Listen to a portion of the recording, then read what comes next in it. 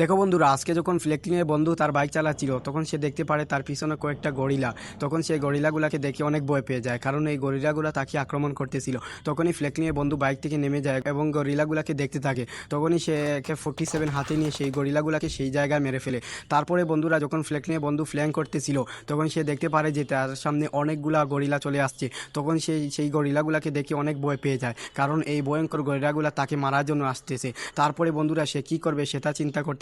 তখনই তার মাথায় আসে যে সে যদি হাল্ককে ফোন করে তাহলে হাল্ক তাকে বাঁচাতে পারবে এই ভয়ঙ্কর গরিলাগুলার হাত থেকে।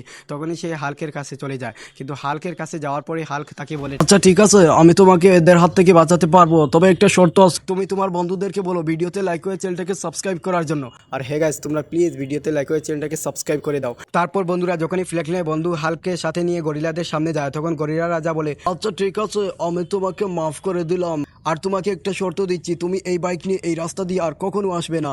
তখনই ফ্লেকলিনের বন্ধু বলে, ঠিক আছে, আমি আমার এই বাইক নিয়ে আর কখনো এই রাস্তা দিয়ে আসবো না।